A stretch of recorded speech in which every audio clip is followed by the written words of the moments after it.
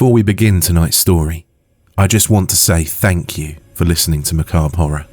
If you enjoy my horror narrations, you can also follow the Macabre Horror podcast on Spotify, where I upload new stories regularly. And if you'd like to help support the channel and keep the stories going, you can also join the Patreon.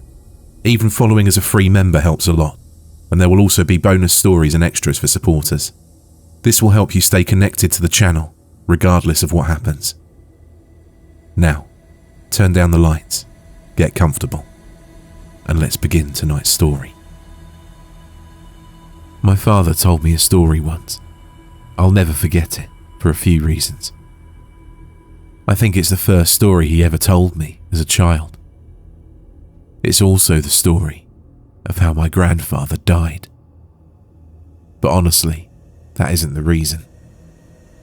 You hear stories on TV, or sometimes you overhear something in a public place. People talk about ghosts and aliens, and you think to yourself, that ain't real.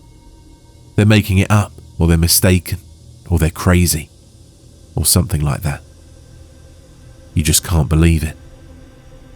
Until something happens. Something that brings it all together. Connects the dots in a way you didn't think of before. Maybe it happens to you. Maybe you hear the same story again and again, happening to different people. It doesn't take long for the world to become a lot bigger than you thought it was. As I said, this is a story my father told me, but I never believed it. Even though he swore up and down it was true. It wasn't until I started clicking around the internet that I started to believe. I began to hear other stories just like the one my father told me. It didn't take me long to believe in the Rake. That's not what my father called it, of course. He's never used the internet in his life. He wouldn't know what the consensus had taken to naming it. When he chose to call it something other than it, or that thing, he called it Skinwalker, after an old Navajo tale his grandfather told him. But I'll tell you the story the way he told it to me. We were out hunting one night, he'd tell me. Coyotes, we'd kill them for $50 a skin. They lived on a dairy farm in Ohio. They'd kill calves sometimes. We'd do it every night because we needed the money. Sometimes, while we were out, we'd come across a deer and kill it. Our landlord didn't mind. It could feed our family for a few nights and save us some money. Anyway, we were done making our rounds and heading home, walking, because we didn't have a car or some four-wheeler back then. We'd cut through the woods. That's when we came up on it. Blood everywhere. Splattered on the trees, in the grass, in the creek, everywhere. At first, we figured it was a pack of coyotes. We'd seen it sometimes. They can't scavenge and start hunting deer or cattle. The worst was when they bred with feral dogs. But this wasn't like that. See, when a pack of dogs or wolves or coyotes attack something, they do it right. They'll pick off one that's weak or sick or old or just small. They'd hunt it, draw it into a corner, someplace they can't get out of. And they'll run it right to the biggest one, the alpha. And that deer will never see that alpha. It might hear it, but it won't see it. It'll just notice that its throat's gone, and then it'll drop dead. It's quick, it's clean. That wasn't what happened here. Something had run up on a den of deer. Coyotes won't attack a den, wolves neither, because they get too much of a fight. There were 3, I think, 3 bodies, just torn apart. You'd see a head here, a leg here, a torso there. Predators don't do that. They don't leave behind scraps. What had done this hadn't done it for food. It had done it for fun. But we didn't know that. We see a bunch of carcasses and think it's something we got to take care of. I remember my dad telling me to go home. He thought it was a pack of feral dogs. But I wasn't leaving him, and I damn sure wasn't walking through 2 miles of woods alone, with nothing but a .22 and a pocket knife. He was only 13 at the time, so a .22 rifle was about the only gun he could reliably use. Dad had the shotgun, and I wasn't going anywhere without it. It took me a while to convince him, but finally, we began tracking whatever did that. It wasn't hard either. We just followed the blood. Either that thing bled a deer before it got away, or it dragged one for a mile. I don't know. I know that I'd never seen my dad scared before that night. We started hearing noises. I've been in a lot of woods in my life. I've been all over the world and ain't never heard noises like I heard that night. I heard things screaming. Heard deer and fox and rabbits and raccoons and birds. Just scared. Keep in mind, this is maybe 12 or 1 o'clock. Except the fox and some birds. Nothing was supposed to even be awake. But they weren't just awake. They were moving. I saw flocks of birds that night fly straight into trees just trying to get out of there. We came up on a pack of coyotes. Nearly shot a couple, thinking it was what we were looking for. But then we saw they were running towards us. They ran right past us, didn't even notice. Then some deer did the same. Then some rabbits, squirrels, foxes, even a couple of wild hogs. These things were supposed to be eating each other, and the only thing they cared about was getting out of there. We should have put it together. That maybe, whatever we were tracking, it wasn't something we were supposed to see, and it wasn't something we could kill. I don't know why we didn't just go home. I guess we were curious. I think that was my dad's nature, to go towards trouble, to fight. And knowing what I knew about my father did during the war, my nature was to stay close to him. We finally get into an open valley.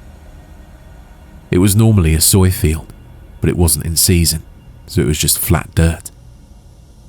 We saw the tracks then. A lot of the animals fleeing the forest had paved over the land.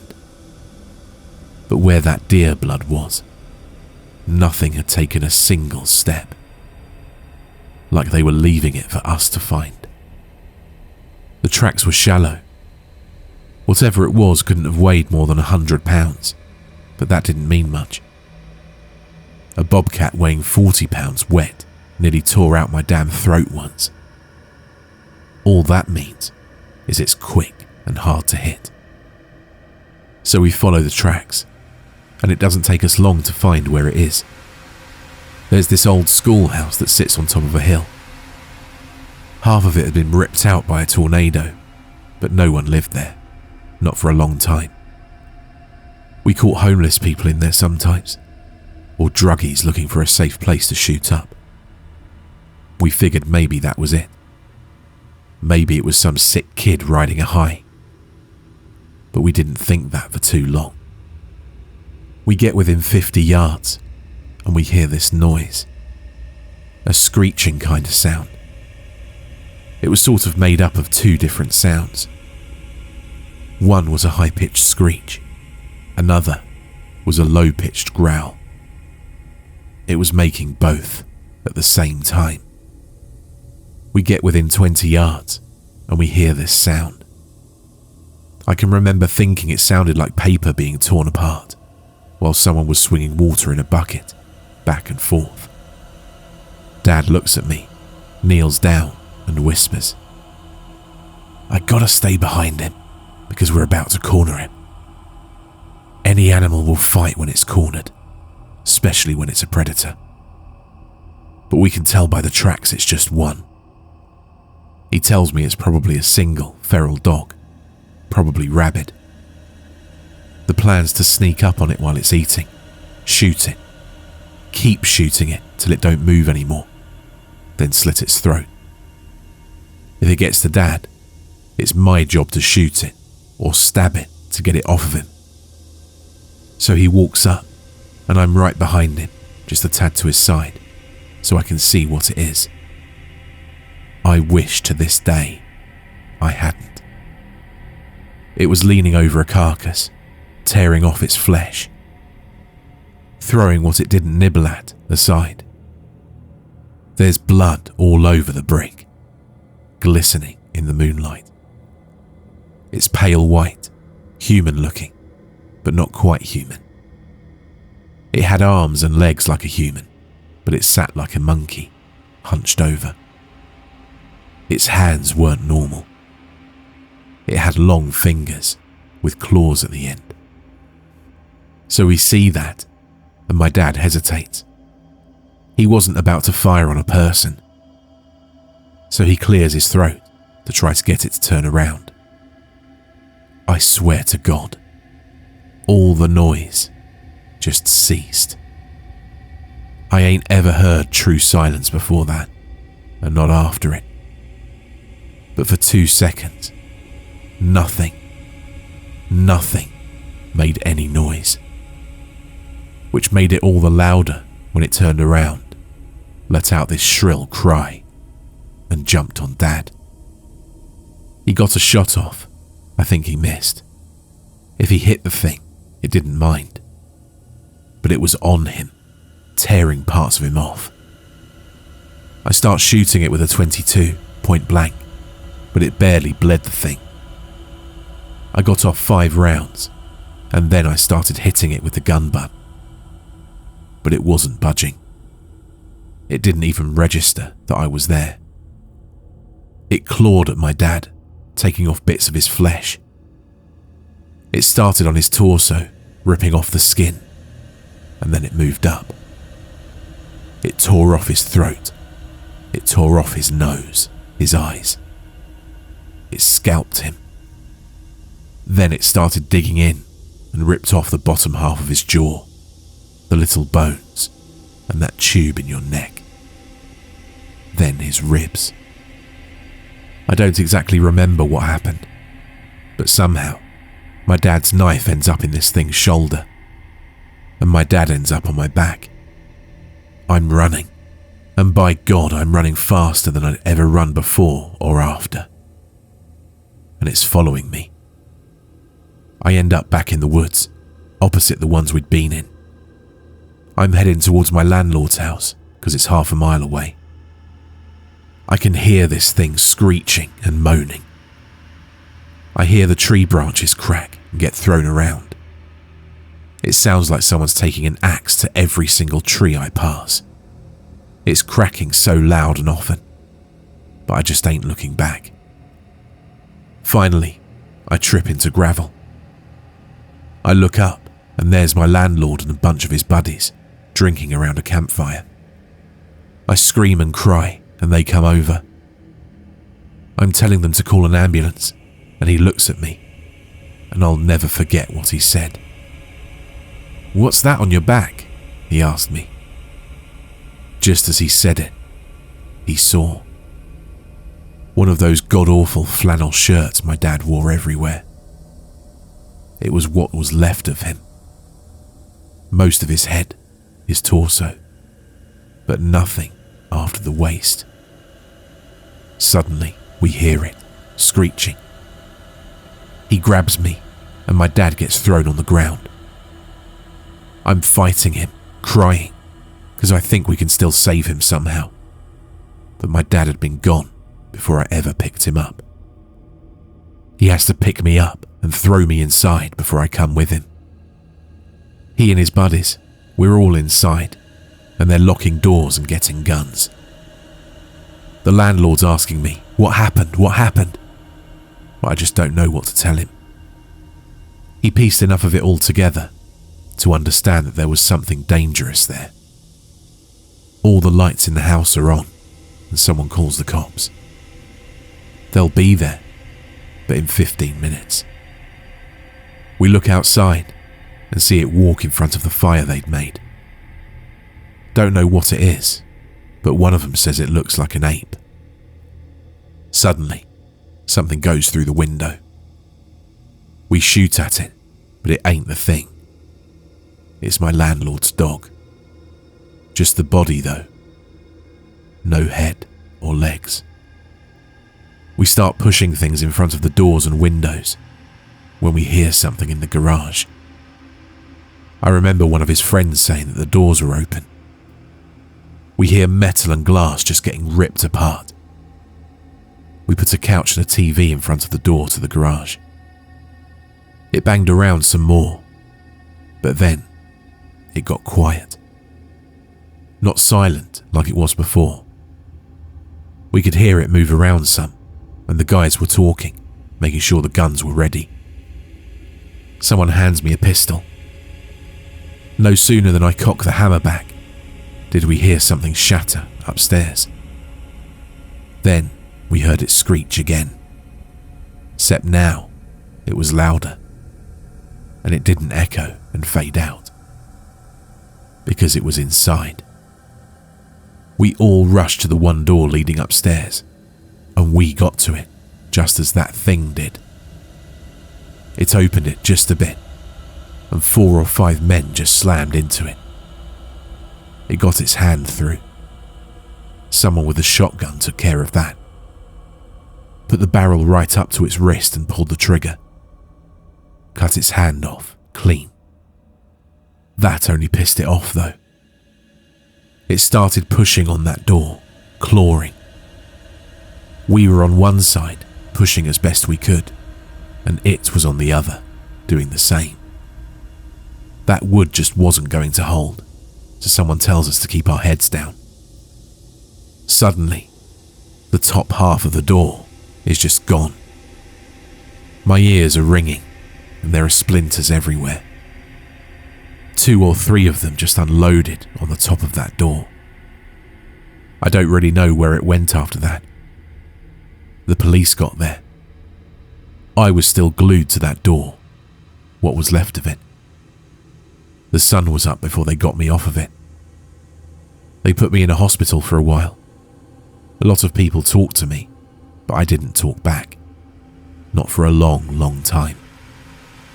When I got back home, I got a job from the landlord, working on the farm. We didn't talk much, not about the thing. But I signed up for the army when I was 19, and he sat me down to drink some scotch as a send-off. I asked him right away what the police told him.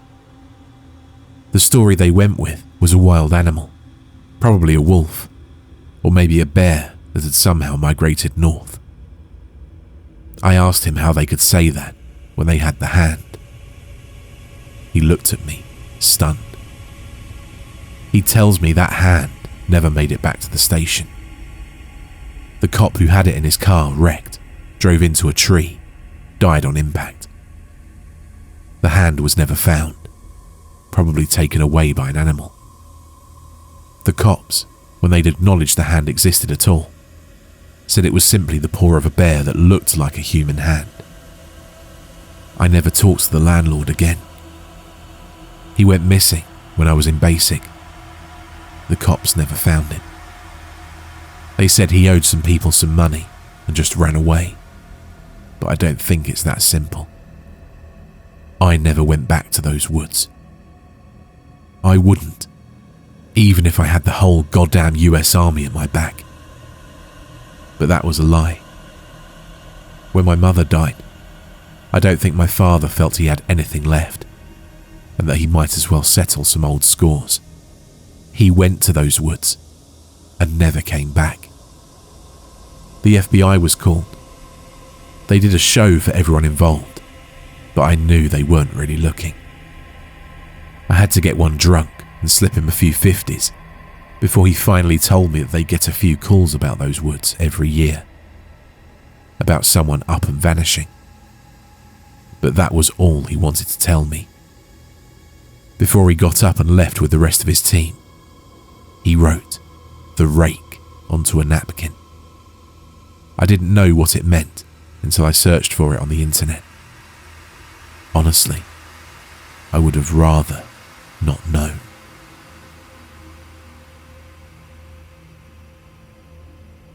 Thank you for listening to tonight's story. If you enjoyed it and would like to hear more horror narrations, you can follow Macabre Horror on Spotify, where I post new stories regularly. And if you'd like to help support the channel and keep these stories coming, you can join the Patreon. Free memberships are also available, and paid supporters also get access to bonus stories and other extras. All the links are in the description. Until next time, keep the lights low and the doors locked.